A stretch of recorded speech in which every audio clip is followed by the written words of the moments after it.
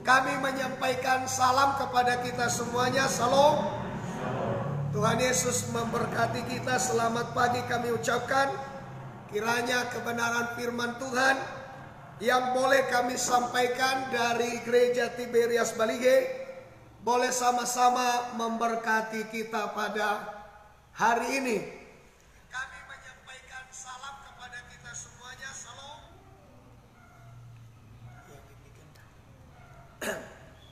Baik Bapak Ibu, langsung saja kita gunakan waktu ini dengan sebaik-baiknya. Saya akan menyampaikan firman Tuhan dalam 2 kali ibadah ini dengan bersambung. Saya berharap nanti kita bisa mengikutinya dengan baik, dengan tema bila hari pengangkatan dan kedatangan Tuhan Yesus tiba. Dalam tema ini mengandung 2 pertanyaan. Kapan Tuhan Yesus kira-kira datang, atau kapan tiba-tiba kapan kira-kira tiba hari pengangkatan?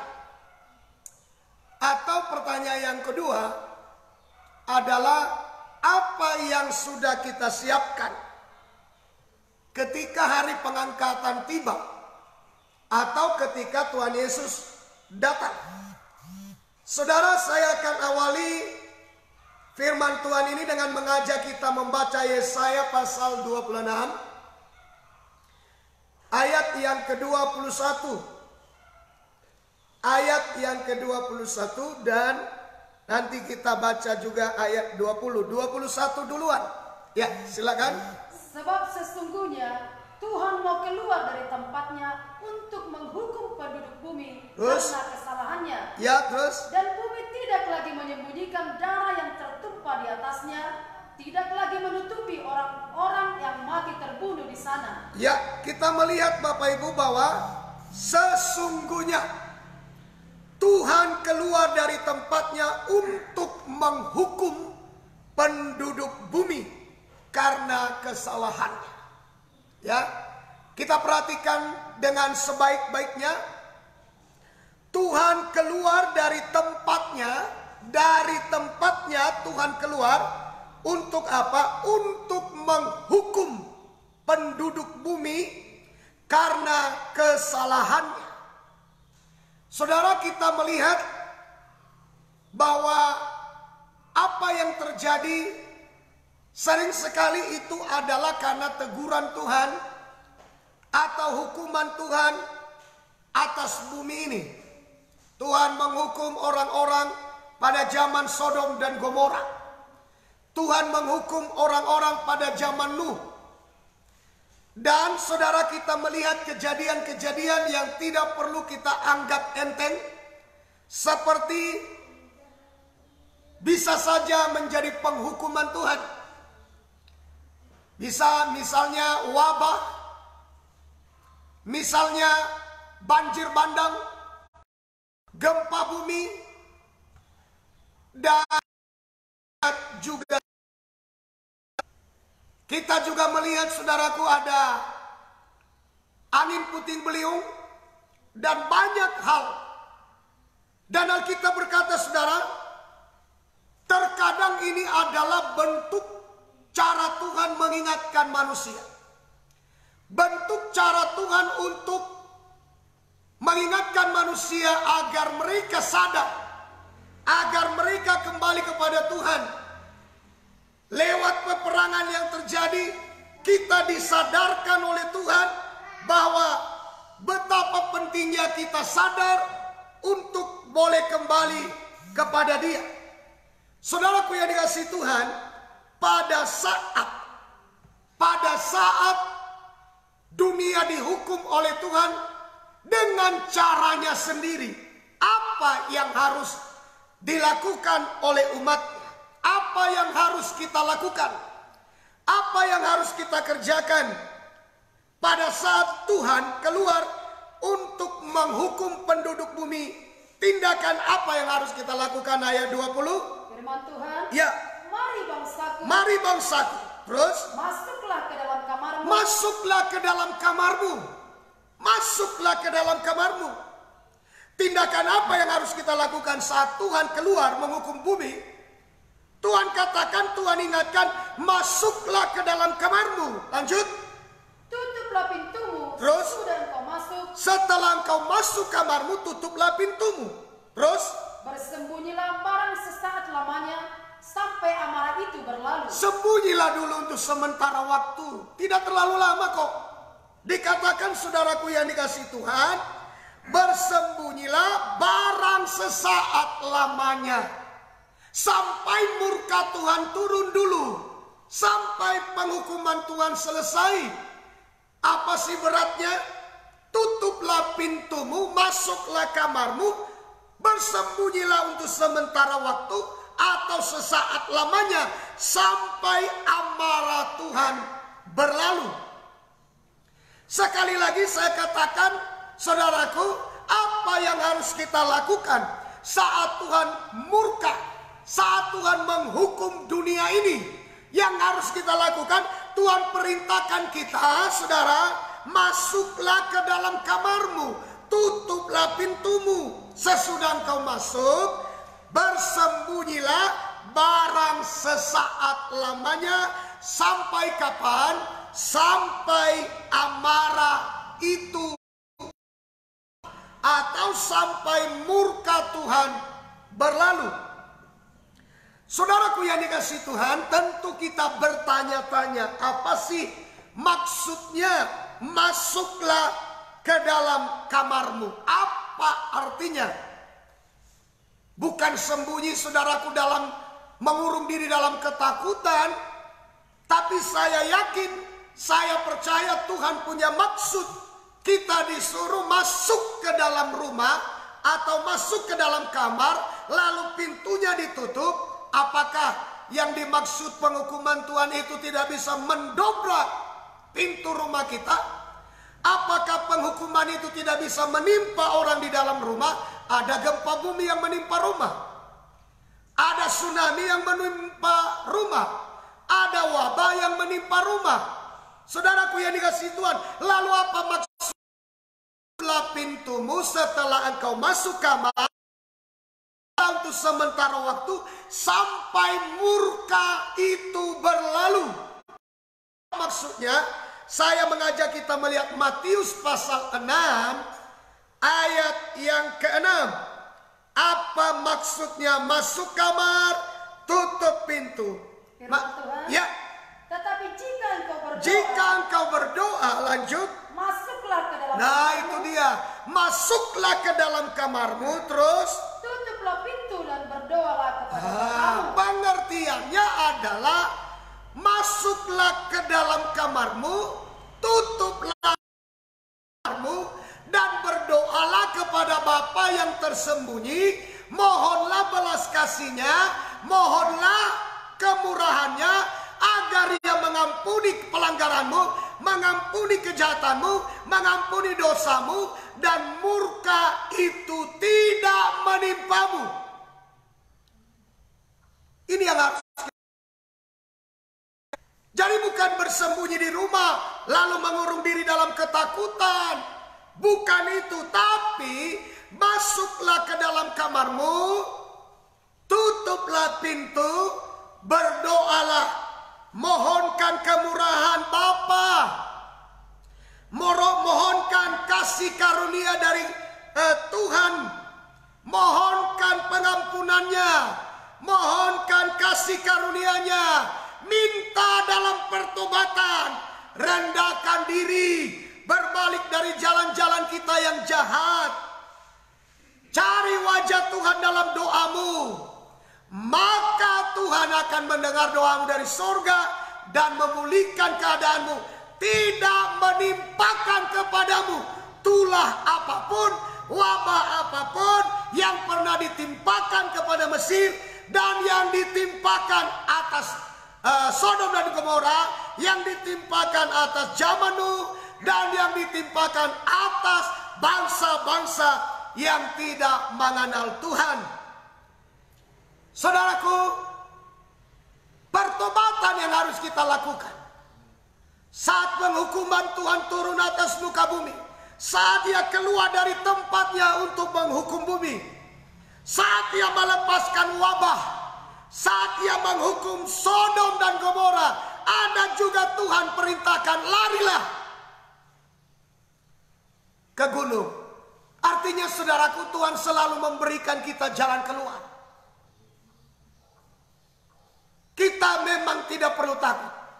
Tapi apakah kita sudah mengerjakan ini? Atau kita, saudaraku yang dikasihi Tuhan, malah menyibukkan diri dengan perkara-perkara dunia, bukannya memohon belas kasihan Tuhan, bukannya bertobat sungguh-sungguh, bukannya merendahkan diri. Masuklah dalam kamarmu, jangan diganggu oleh orang lain. Masuklah dalam kamarmu, renungkan kenapa murka Tuhan turun.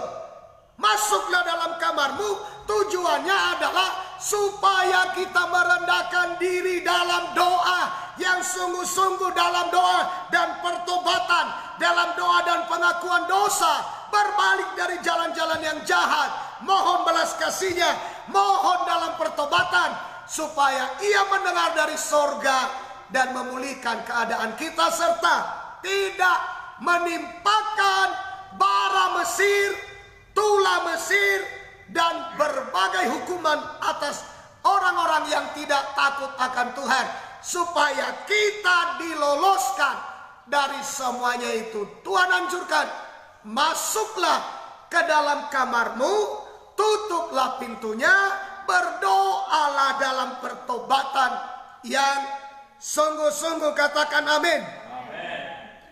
Nah, demikian juga ketika antikris pembinasa keji menyatakan dirinya, yang harus kita pikir saat Tuhan keluar mau menghukum bumi, Tuhan katakan menyingkirlah, masuk ke rumah, berdoalah, minta belas kasih Tuhan dalam pertobatan yang benar.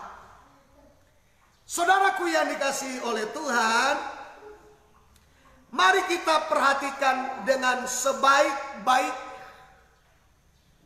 bahwa saat antikristus datang, saat antikristus muncul, hal yang sama Tuhan anjurkan kepada kita, menyingkirlah.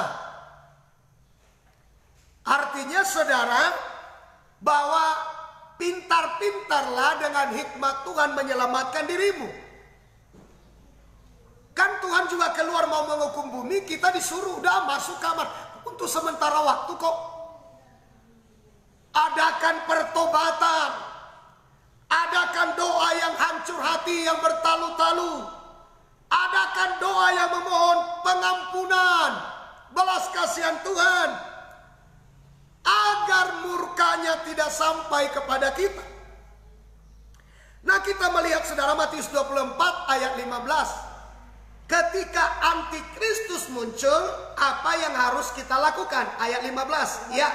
Ya. Jadi apabila kamu melihat pembinasa keji berdiri di tempat kudus. Ya, apabila kamu melihat pembinasa keji, dia berdiri di tempat kudus, apa yang harus kita lakukan? Terus? Menurut firman yang disampaikan oleh Nabi Daniel, ya, baca hendaklah memperhatikannya. Ada 3 hal yang harus kita lakukan. Kita harus benar-benar bijaksana. Saat antikristus muncul, pembinasa keji. Jadi antikristus ini saudara digelari dengan gelar pembinasa keji. Ya, pembinasa keji. Makanya saudara, kalau kita melihat orang-orang melakukan kekejian, mereka sebenarnya itu antek daripada antikris, pembunuh yang sangat keji.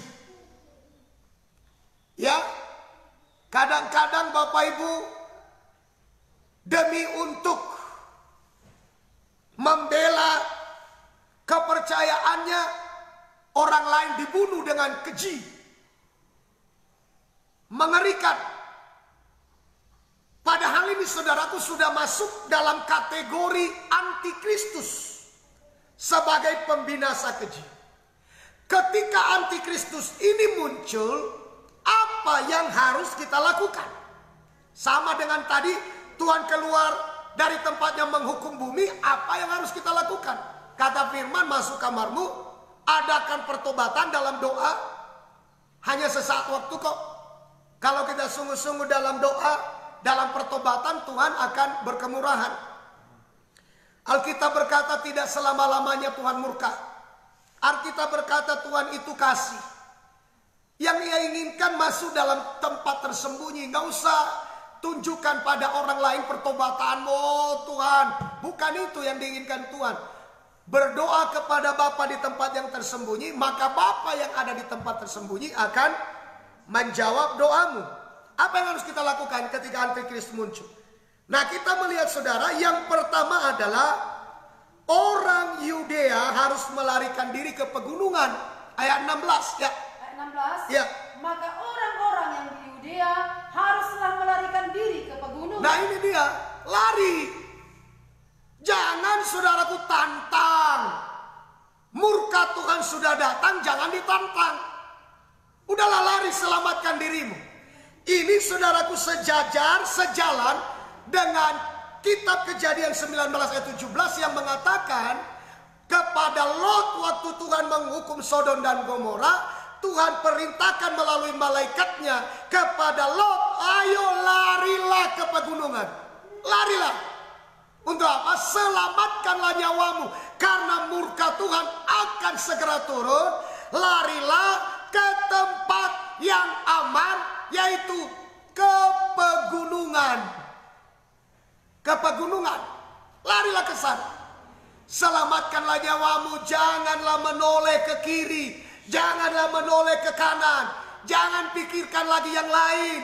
Jangan pikirkan lagi harta di Sodom dan Gomora. Udah larilah. Selamatkanlah nyawamu. Wah, di tengah-tengah pandemi COVID-19 ini Bapak Ibu, masih banyak orang yang memikirkan hal duniawi. Padahal Tuhan katakan udahlah, nyawamu lebih penting dari semuanya itu. Selamatkan nyawamu. Mohonkan belas kasih Tuhan. Mohonkan pengampunan Tuhan. Mohonkan kemurahan Tuhan. Mohonkan anugerah Tuhan. Serukan pertobatan. Naik ke level yang lebih tinggi secara rohani. Lari ke pegunungan. Itu berarti meningkatkan kerohanian kita ke level yang lebih tinggi lagi. Supaya kita jangan terjangkau oleh antikristus.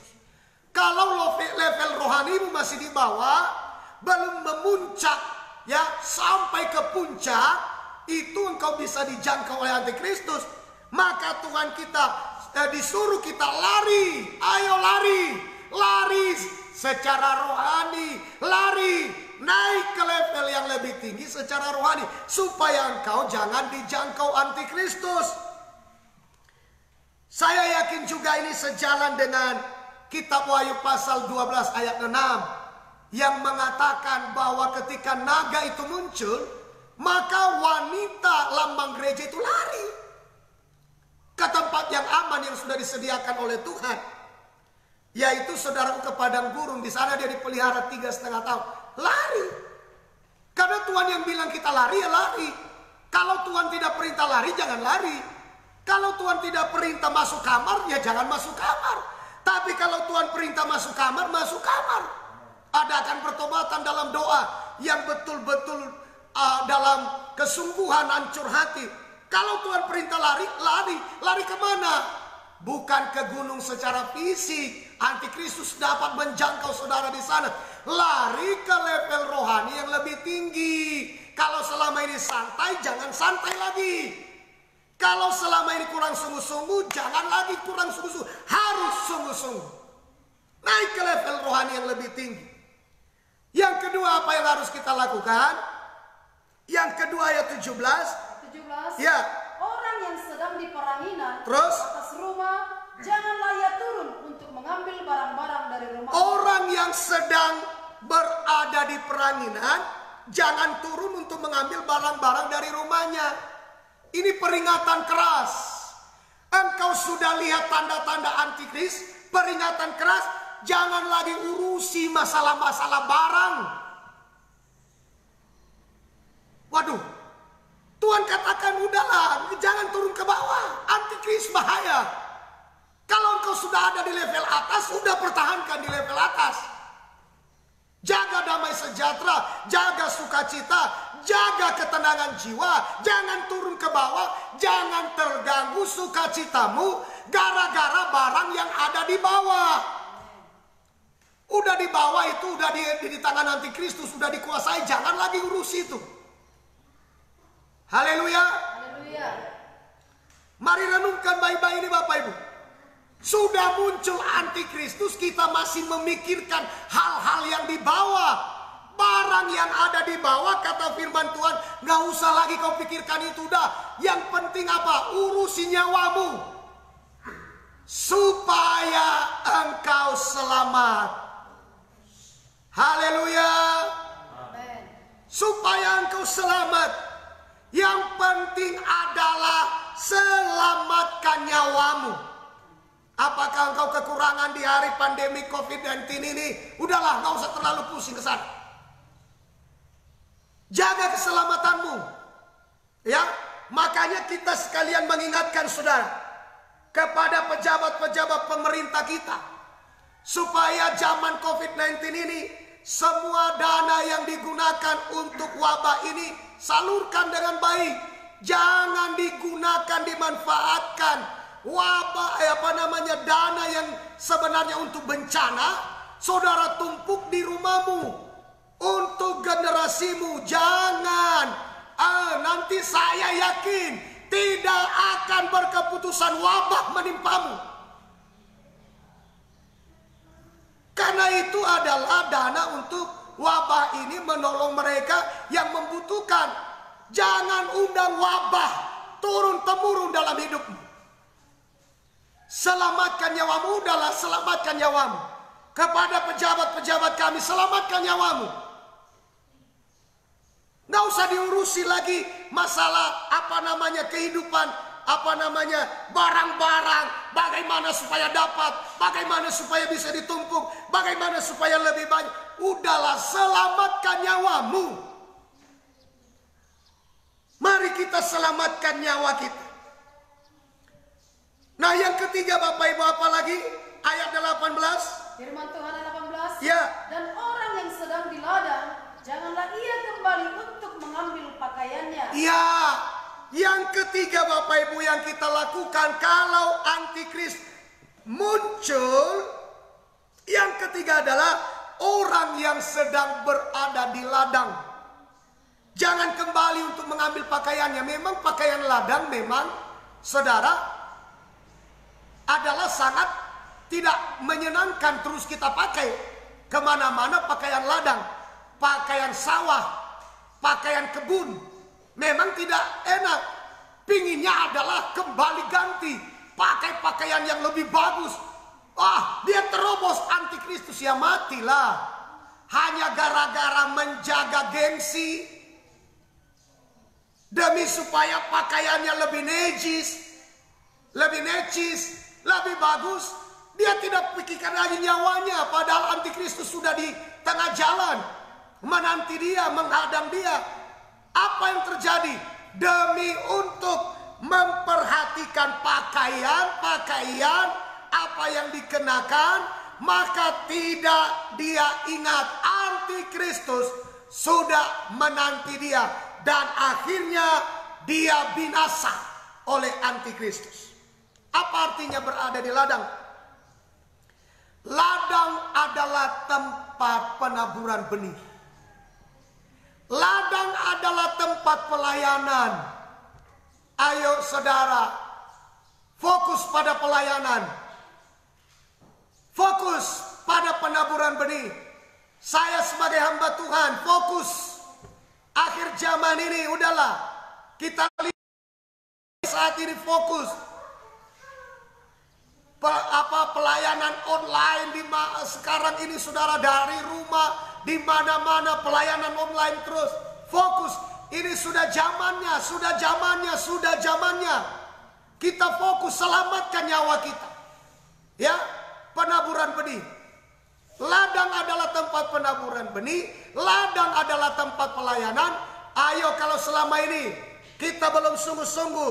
Ayo sungguh-sungguh. Fokus di tempat pelayanan. Fokus. Mari kita bekerja di ladang Tuhan. Ini saudaraku, ladang adalah pengertiannya ladang Tuhan. Kita fokus ke sana. Nggak usah mikirkan yang lain lagi lah. Selamatkanlah nyawa. Pak, mungkin pertanyaannya demikian. Apa maksudnya? Tidak ada sama sekali kata-kata pengangkatan di sini. Ya, saya katakan ini bagian kita.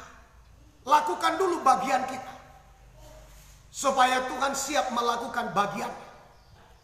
Ketika engkau melihat tanda-tanda antikristus mau datang, menyatakan diri, lakukan bagianmu. 1. Kalau engkau melihat antikristus lari, ayo naik ke level yang lebih tinggi. 2. Kalau engkau ada di tempat peranginan, di atas loteng maksudnya yang banyak angin, di situ sudah banyak angin, artinya ada ketenangan, ada damai. Sudah, jangan turun ke bawah hanya gara-gara ambil barang. Artinya jangan hilang damai sejahteramu gara-gara memikirkan hal-hal yang tidak berkaitan dengan keselamatanmu. Yang ketiga, engkau ada di ladang, jangan pikirkan masalah pakaian. Udahlah, kenakan pakaian pelayanan. Haleluya, lakukan bagianmu. Bagian Tuhan akan Tuhan kerjakan. Nanti Tuhan akan beri kita sayap untuk terbang ke padang gurun, di tempat yang sudah Ia sediakan bagi kita 3,5 tahun lamanya. Haleluya. Nah, saudaraku yang dikasihi Tuhan, inilah pengertian Wahyu 12 ya. Wahyu 12 ayat 6. Firman Tuhan. Ya. Perempuan itu lari ke padang gurun, Terus? di mana telah disediakan suatu tempat baginya oleh Allah. Terus? Supaya ia dipelihara di situ 1260 hari lamanya. Jadi larinya akhirnya sampailah di tempat perlindungan. Kalau sudah naik ke level yang lebih tinggi, kita perhatikan tadi saudara lari ke gunung, ke level rohani yang lebih tinggi. Jangan lagi turun ke bawah. Lalu jangan kembali ke rumah mengambil pakaian. Ada bagian yang harus kita lakukan. Tetap fokus dalam pelayanan, tetap memperhatikan damai sejahtera. Maka Tuhan akan mengambil bagiannya untuk menghantarkan kita ke padang gurun, tempat persembunyian, supaya kita jangan disentuh anti Kristus. Haleluya. Ayo kita kembali ke Matius 24 ayat 15. Jadi apabila kamu melihat pembinasa keji berdiri di tempat kudus menurut firman yang disampaikan oleh Nabi Daniel, para pembaca hendaklah memperhatikannya. Pembinasa keji ini dinubuatkan oleh Daniel.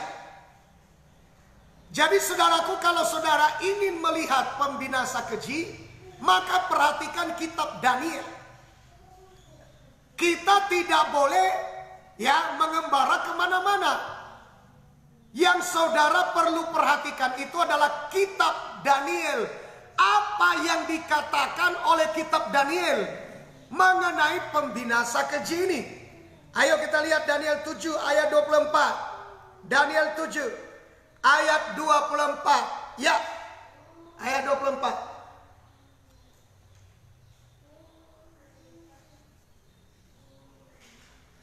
Ayat 24 firman Tuhan. Ke-10 tanduk itu ialah ke-10 raja. 10 tanduk adalah 10 raja. Terus? Yang muncul dari kerajaan itu. Terus? Sesudah mereka akan muncul seorang raja. Dia berbeda dengan raja-raja yang dahulu dan akan merendahkan 3 raja. 25. Ia akan mengucapkan perkataan yang menentang yang maha tinggi. Ia akan mengucapkan perkataan yang menentang yang maha tinggi. Ia menentang Tuhan yang maha tinggi. Inilah antikristus. Lanjut. Dan akan menganiaya orang-orang milik yang maha tinggi dia akan menganiaya orang-orang kudus.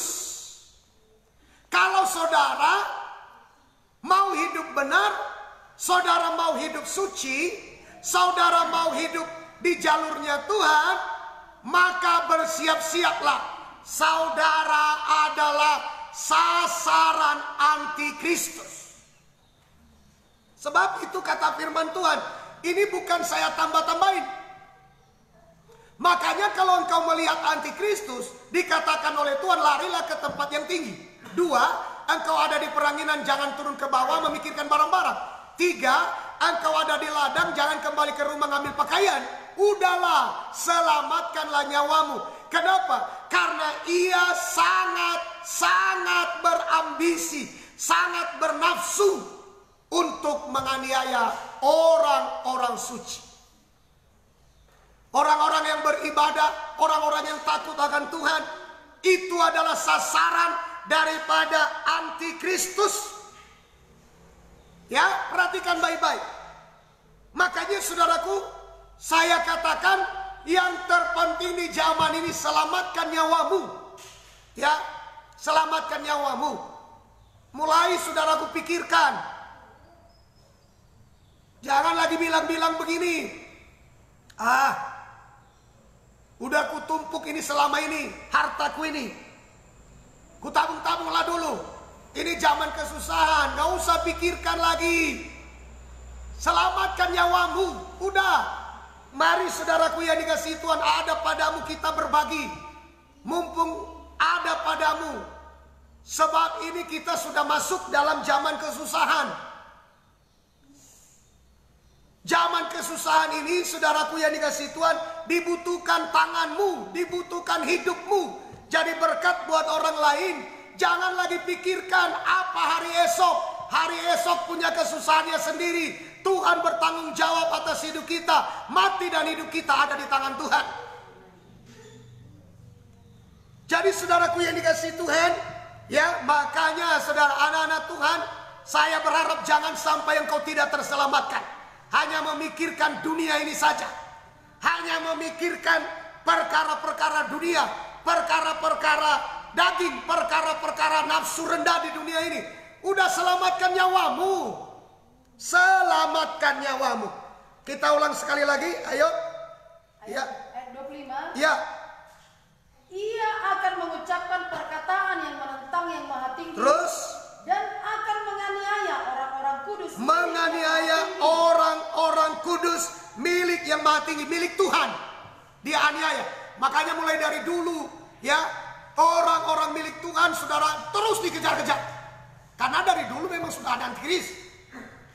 Hanya pemimpin yang belum muncul. Dianiaya terus. Waduh, dianiaya, dikejar-kejar, dibunuh, lehernya dipenggal. Sampai benar-benar datang pemimpin antikris. Sampai pemimpin antikris muncul. Terus mengejar-ngejar orang kudus milik Tuhan. Terus lanjut. Ia berusaha untuk mengubah waktu dan hukum. Dia mencoba mengubah waktu, mengubah hukum-hukum yang ada. Terus. Dan mereka akan diserahkan ke dalam tangannya selama 1 masa dan 2 masa dan setengah masa. Orang-Orang yang jatuh ke tangan antikris akan masuk dalam pemerintahan antikris 3,5 tahun. Ya, lanjut. Daniel 9 ayat 27. Daniel 9 ayat 27. Kita perhatikan terus antikris ini. Ini menurut kitab Daniel. Kalau kita mau belajar kitab Daniel terperinci, saudara, tentu ada waktunya. Karena ini saudaraku sepintas kita lihat. Terus. Raja itu akan membuat perjanjian itu menjadi berat bagi banyak orang selama 1 kali 7 masa. Ya, 7 masa 7 tahun. Terus. Pada pertengahan 7 masa itu. Pertengahan 7 masa berarti 3,5 masa, 3,5 tahun. Terus. Ia akan menghentikan korban sembelihan. Ya, ini sudah saya bahas. Terus. Dan korban santapan. Terus. Dan di atas sayap kekejian akan datang yang membinasakan. Di atas sayap kekejian akan datang yang membinasakan. Jadi saudara, dia adalah pembinasa keji dan dia melakukannya di atas sayap. Sayap bicara tentang kecepatan. Ya, dan kecepatan itu dalam melakukan kekejian. Makanya Tuhan bilang apa? Udahlah, selamatkan nyawa. Jangan fokus lagi dunia, naik pangkat, dapat ini. Selamatkan nyawamu, selamatkan nyawamu. Ayo ucapkan sama-sama, selamatkan nyawamu. 3 ya. Selamatkan nyawamu. Ku selamatkan nyawaku. 3 ya. Selamatkan nyawaku. Dengan apa? Lari ke tempat yang secara rohani. 2, jangan turun ke bawah secara rohani. Yang ada di ladang jangan pergi ke rumah. Udah antikris sudah menunggu. Udah pikirkan selamatkan nyawamu. Gak usah lagi pikirkan pakaian. Pakaian begini. Wah, pakaian apa mau dipikirkan ibadah begini, ha? Pakaian apa lagi mau dipikirkan ibadah begini? Ijabu-jabu jangan-jangan gak cuci muka, saudara. Beribadah. Pakaian apa lagi mau dipikirkan? Udahlah, selamatkan nyawamu. Haleluya. Selamatkan nyawamu. Bagi orang yang tidak sungguh-sungguh mendengar ini, hati-hati saudara. Jangan-jangan engkau sedang memperjualkan keselamatanmu seperti Esau menjual keselamatannya, hak sulungnya dengan begitu nafsu rendah. Hanya dengan sepiring kacang merah. Ya. Nah, hati-hati Bapak Ibu. Nah, apa artinya semuanya ini lari? Ini bagian kita. Bagian Tuhan apa? Wahyu 12 ayat 14. Inilah bagian Tuhan. Wahyu 12 ayat 14. Wahyu 12 ayat 14. Ya. Tuhan, ya. Kepada perempuan itu diberikan kedua sayap dari burung. Kepada perempuan itu diberikan kedua sayap dari burung dasar yang besar. Lanjut. Supaya ia terbang ke tempatnya di padang gurun. Haleluya. Terus. Di mana ia dipelihara jauh dari tempat ular itu. Jauh dari tempat antikristus itu. Terus. Selama 1 masa dan 2 masa dan setengah masa. Puji Tuhan. Ketika engkau melihat tanda-tanda antikristus, 1, larilah, kata Tuhan. Larilah. Lari kemana? Ke gunung. Artinya secara rohani ke level yang lebih tinggi. 2, jangan turun ke bawah. Ini bagian kita. Ini bagian kita. Jangan turun ke bawah. 3, apa? Jangan kembali ke rumah kalau engkau sudah berada di ladang. Udah fokus. Fokus. Nanti kalau engkau sudah mengerjakan bagianmu, haleluya, Tuhan akan memberikan sayap bagimu untuk terbang ke tempat yang aman. Kita akan dipelihara di sana 3,5 tahun. Ini saya sebut pengangkatan dalam bentuk penyingkiran dari antikristus. Waktu dikasih sayap, masuk ke tempat penyingkiran, terangkat dotong, terangkat. Terangkat. Apakah engkau ada di tempat gunung yang tinggi? Apakah engkau ada di tempat peranginan? Apakah engkau ada di ladang? Engkau akan diberi sayap dari sana untuk terbang. Masuk ke tempat perhentian 3,5 tahun. Di sana kita akan dipelihara oleh Tuhan. Sudah sorga? Belum. Belum sorga. Belum sorga. Kita masih ada di dunia. Hanya saudara, kita dijauhkan dari antikris, dipelihara di sana. Supaya karena kita tidak ditakdirkan untuk masuk dalam zaman antikristus. Ya, inilah yang saya sebut pengangkatan pertama, khusus untuk orang-orang kudus, khusus untuk gerejanya, khusus untuk orang-orang benar yang hidupnya mempersiapkan diri dengan cara apa? 1, terus naik ke level yang lebih tinggi secara rohani. 2, jangan turun ke bawah secara level rohani. 3, ke ladang, jangan kembali ke rumah. Fokus, jangan pikirkan masalah-masalah daging. Jangan pikirkan masalah-masalah roh. Orang-orang inilah yang nanti akan diberi sayap untuk terbang dari antikristus. Kita akan lolos. Terangkat dotongi. Ya, itu sudah pengangkatan pertama. Tapi bukan untuk umum. Ini khusus untuk anak-anak Tuhan supaya jangan disentuh oleh antikristus. Ini khusus gereja. Ini khusus orang-orang benar.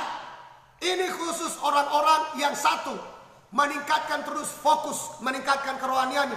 Dua, tidak mau turun, tidak mau peduli tentang perkara-perkara rohani. Dan Allah kerohaniannya, nggak mau dia kerohaniannya turun gara-gara masalah perkara-perkara barang-barang. Ya, yang ketiga, dia tidak mau sibuk kembali ke rumah untuk mengurusi pakaian. Dia fokus untuk di ladang pelayanan. Orang-orang ini, tiga bagian ini akan diberi sayap.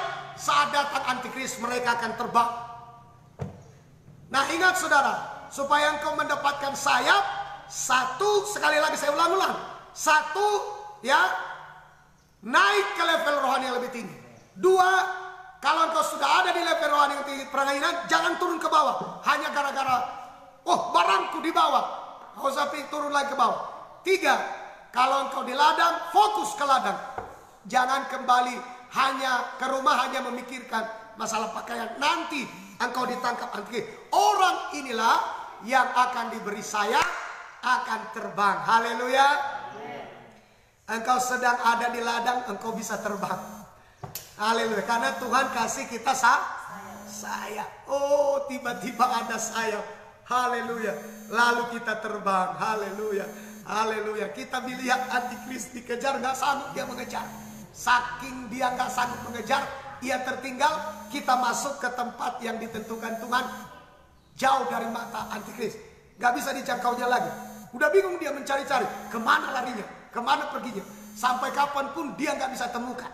Ya, sampai dia dibinasakan, dia tidak bisa temukan. Saudara dan saya aman di tempat penyingkiran. Katakan amin.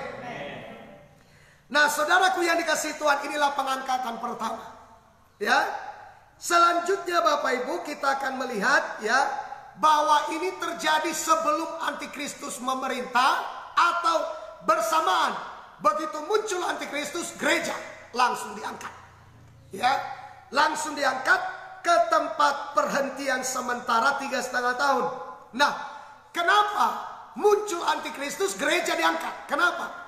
Nah, jawabannya adalah 1 Tesalonika 5. Ini jawabannya. 1 Tesalonika 5 ayat 9. Ya, kenapa gereja diangkat atau disingkirkan sebelum antikristus memerintah? Jawabannya adalah terus, karena Allah tidak menetapkan kita untuk ditimpa murka. Saudara percaya itu? Katakan amin. Haleluya, amin. Kenapa gereja dikasih sayap untuk terbang menjauh dari antikristus? Karena Allah Tuhan tidak menetapkan kita untuk ditimpa murka. Ya, iman ini setiap hari. Ya, zaman-zaman pemerintahan antikristus, zaman-zaman menyakitkan, zaman-zaman antikristus menekan, begitu berat perjuangan. Selalu ucapkan 1 Tesalonika 5 ayat 9, saya tidak ditetapkan untuk ditimpa murka. Ayo ucapkan sama-sama, saya tidak ditetapkan. 3, ya, saya tidak ditetapkan untuk ditimpa murka. Sekali lagi, saya tidak ditetapkan untuk ditimpa murka. Sekali lagi, 3, ya, saya tidak ditetapkan untuk ditimpa. Lanjut. Tetapi untuk peroleh keselamatan oleh Yesus Kristus. Haleluya, amin. Saya tidak ditetapkan untuk ditimpa murka, tetapi saya beroleh keselamatan oleh Yesus Kristus Tuhan kita. Ayo kita baca sama-sama. Saya tidak ditimpa murka. 3, ya, saya tidak ditimpa murka, tetapi saya beroleh keselamatan. Sekali lagi baca 3, ya. Saya tidak ditetapkan Allah untuk ditimpa murka, tetapi untuk beroleh keselamatan oleh Yesus Kristus. Haleluya. Kalau saudara melakukan 3 hal. 1, ini ya, perhatikan. Saudara fokus meningkatkan kerohanian saudara ke level yang lebih tinggi. 2, ya, jangan lagi turun ke bawah hanya perkara-perkara soal barang. 3, saudara tetap di ladang pelayanan, fokus, layani Tuhan sungguh-sungguh, lakukan penaburan benih, bersaksi kepada jiwa-jiwa, maka saudara ditetapkan tidak ditimpa oleh murka, tapi selamat oleh Tuhan kita Yesus Kristus. Katakan amin. Haleluya, amin. Jadi jelas bahwa pengangkatan gereja yang pertama akan terjadi sebelum pemerintahan antikristus. 2 Tesalonika 2 ayat 7 sampai 8a. Saya berharap kalau boleh catat ayat-ayat ini, ya, masa antikristus nanti tidak ada lagi ayat-ayat Alkitab. Ya, maka catat saudara ya. Serius, sungguh-sungguh. Ayo, 2 Tesalonika 2 ayat 7 sampai 8a. Lanjut. Tuhan, ya. Karena secara rahasia kedurhakaan telah mulai bekerja. Kedurhakaan mulai bekerja, tapi ini rahasia. Makanya kita lihat COVID-19 ini rahasia. Ini secara rahasia. Ya, tahun 2015 ya sudah diseminarkan bahwa akan ada virus yang bisa membunuh 10 juta orang. Dan bersamaan dengan itu sekarang muncul COVID-19 ini dikabarkan oleh Bill Gates saudaraku bahwa telah tersedia vaksin sebanyak 7 miliar untuk manusia. Dari mana tiba-tiba bersamaan semuanya? Sudah dirancang. Ini tapi rahasia. Rahasia. Makanya perhatikan, rahasia. Ulang dulu karena firman Tuhan itu, ya, karena secara rahasia kedurhakaan telah mulai bekerja. Sebenarnya secara rahasia pekerjaan antikristus sudah mulai bekerja. Lanjut. Tetapi sekarang masih ada yang menahan. Sekarang masih ada yang menahan. Terus? Kalau yang menahannya itu telah disingkirkan. Kalau yang menahannya telah disingkirkan. Kalau gereja sudah disingkirkan, perhatikan. Kalau gereja sudah disingkirkan, terus? Pada waktu itulah si pendurhaka baru akan menyatakan dirinya. Itu dia. Sekarang rahasia. Apa yang saudara alami ini sekarang rahasia. Rahasia. Tapi nanti kalau gereja sudah disingkirkan ke tempat yang aman 3,5 tahun, barulah si pendurhaka, pembunuh keji, antikristus itu menyatakan dirinya. Sekarang belum. Dia masih kerja secara rahasia sekarang. Dia masih bekerja di balik layar sekarang. Dia masih bekerja secara sembunyi-sembunyi sekarang. Tapi pekerjaannya udah kita tahu. Katakan amin. Sudah kita mengerti ya. Jelas sekali menurut ayat ini bahwa antikristus baru menyatakan dirinya setelah gereja disingkirkan. Ya, kita akan masuk dalam pengangkatan yang sesungguhnya. Ini yang dinanti-nantikan oleh setiap manusia. Lebih indah dari semuanya. Haleluya, haleluya. Saya secara roh menantikan ini Bapak Ibu. Semoga kita sama-sama menantikannya. Ya, haleluya. Ini kerinduan kita bersama. Tahap ini saudaraku akan masuk gereja dalam pengangkatan secara umum. Semua manusia menyaksikan Yesus datang di awan-awan. Haleluya. Dan kita pun terangkat ke awan-awan. Kita bukan hanya disingkirkan lagi, terbang masuk ke tempat 3,5 tahun padang gurun. Bukan seperti itu. Ini terangkat naik ke atas. Ini yang kita nanti-nantikan. Mari kita lihat 1 Tesalonika 4 ayat 16. Ini yang saya katakan saudaraku, pengangkatan yang dinanti-nantikan ya oleh setiap manusia. Di sini air mata akan dihapus saudara. Nggak ada lagi kesedihan, nggak ada lagi daging, nggak ada lagi di sini. Haleluya.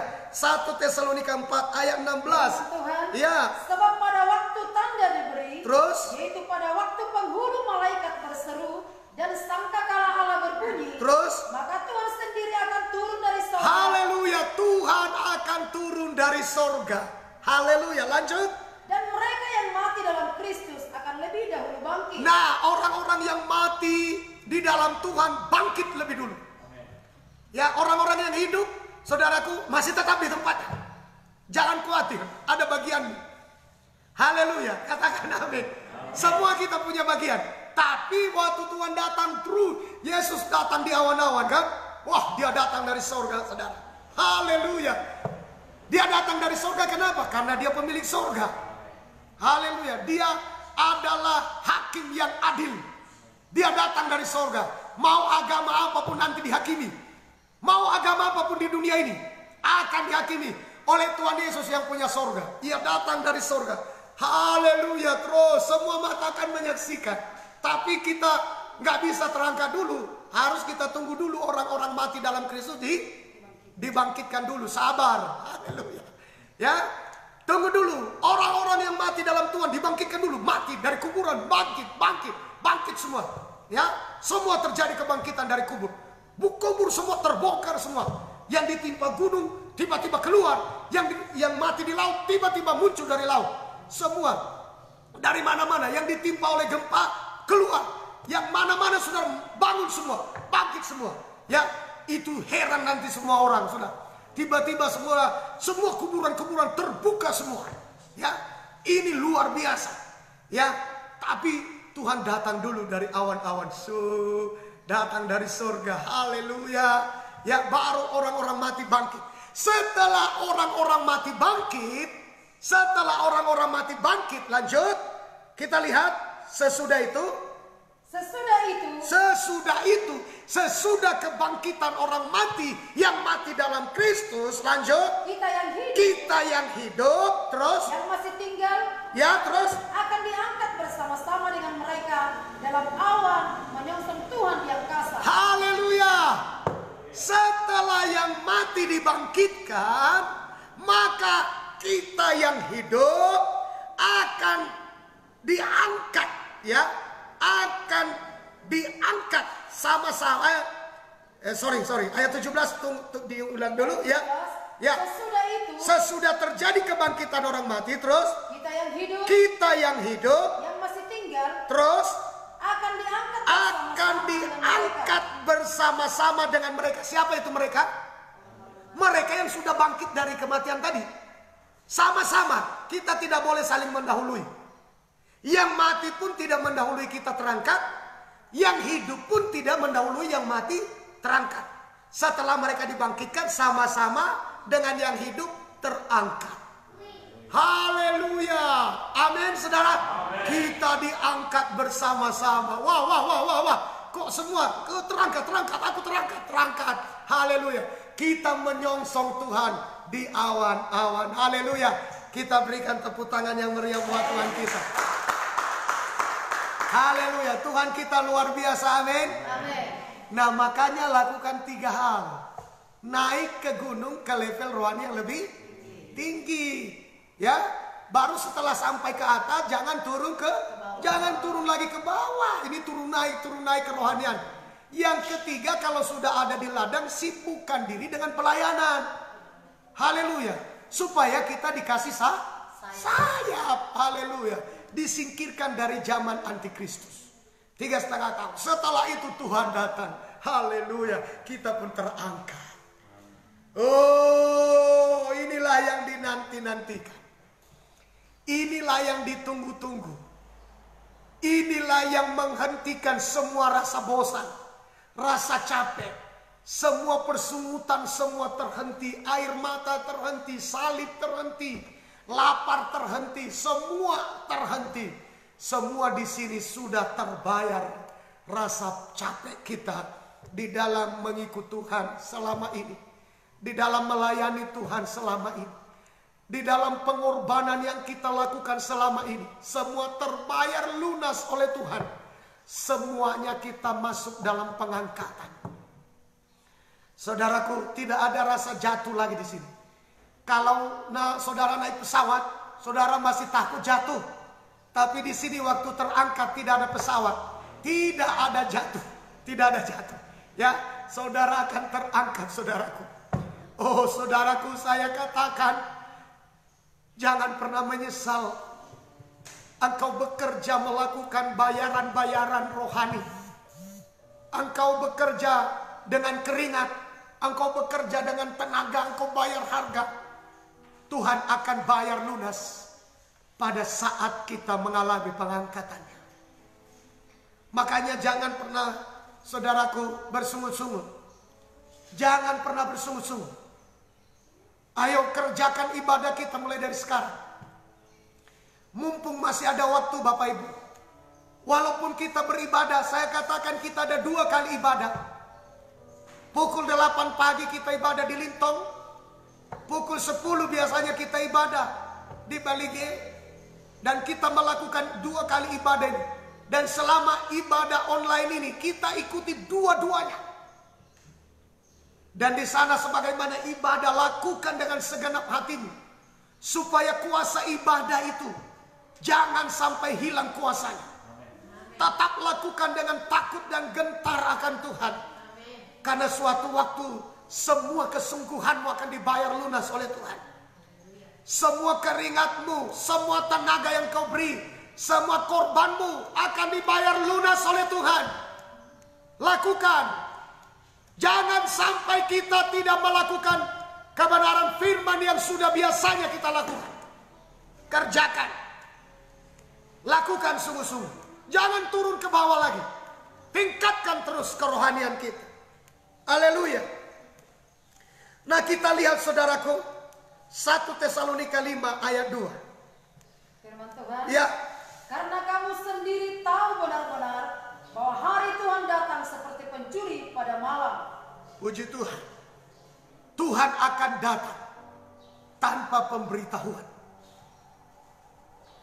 Tuhan akan datang bagaikan kedatangan seorang pencuri.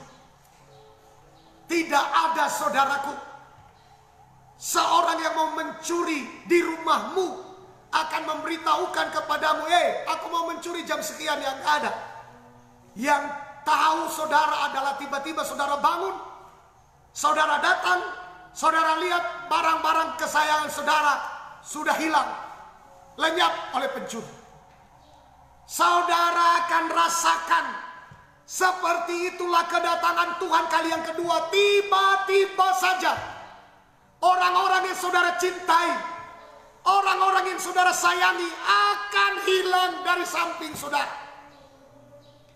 Apakah mereka sama-sama tidur dengan saudara? Mereka akan terangkat tiba-tiba. Apakah saudara bekerja bersama-sama dengan saudara? Terangkat tiba-tiba. Apakah saudara sama-sama di ladang? Terangkat tiba-tiba. Apakah saudara sedang dalam sebuah perjalanan? Terangkat tiba-tiba. Saudara tiba-tiba kehilangan orang-orang yang saudara sayang. Tapi itu terjadi secara tiba-tiba tanpa pemberitahuan. Jadi ingat, kedatangan Tuhan, kedatangan Dia adalah sama seperti kedatangan seorang pencuri yang tidak memberitahukan sebelumnya. Kapan Dia datang, Pak? Bisa saja saat saudara sedang dalam perjalanan. Kapan Dia datang, Pak? Bisa saja saudara sedang tidur. Kapan Dia datang, Pak? Bisa saja saat saudara sedang bekerja. Kapan Dia datang, Pak? Bisa saja saat saudara sedang berdoa. Atau sebaliknya, saat saudara sedang jalan-jalan menikmati alam. Bisa saja Dia datang saat saudara lagi marah-marah. Bisa saja Dia datang saat saudara lagi berdoa. Bisa saja. Semuanya manusia aktivitasnya berjalan seperti biasa. Namun walaupun kita saat tidur, walaupun kita saat bekerja, walaupun kita saat dalam perjalanan, walaupun kita saat sedang berdoa, walaupun kita saat sedang beribadah, yang terpenting bukan tempatnya di mana kita diangkat. Yang terpenting saudara sudah mempersiapkan diri dengan 3 hal. Naik terus ke level yang lebih tinggi, jangan turun ke bawah, jangan kembali ke rumah mempersoalkan masalah pakaian. Saudara akan terangkat. Pak, saat saya tidur bisa terangkat? Bisa. Pak, saat saya bekerja bisa terangkat? Bisa. Pak, saat saya dalam perjalanan bisa terangkat? Bisa. Nanti tiba-tiba kita ini pada pulang ke tempatnya masing-masing bisa terangkat? Bisa. Ya, pokoknya jaga 3 hal itu. Haleluya, katakan amin. Amin. Amin. Nah saudara, bagian ini saya akan lanjutkan nanti. Karena waktu kita sangat terbatas. Jadi saya berharap nanti kita akan ikuti terus kebenaran firman Tuhan ini. Ya, saya akan lanjut tentang kedatangan Tuhan dan penghukuman. Ya, kita akan lihat nanti kedatangannya, ayat-ayatnya mengenai kedatangannya yang tersembunyi dan rahasia. Saya berharap kita bisa ikuti secara bersama-sama. Haleluya. Sampai di sini firman Tuhan. Mari kita pimpin kita dalam penyembahan. Kita akan menyembah saudara. Ya.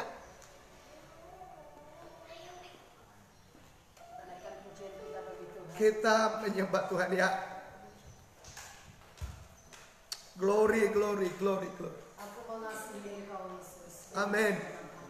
Amin. Merenungkan firman-Mu Tuhan dan kulakukan. Haleluya.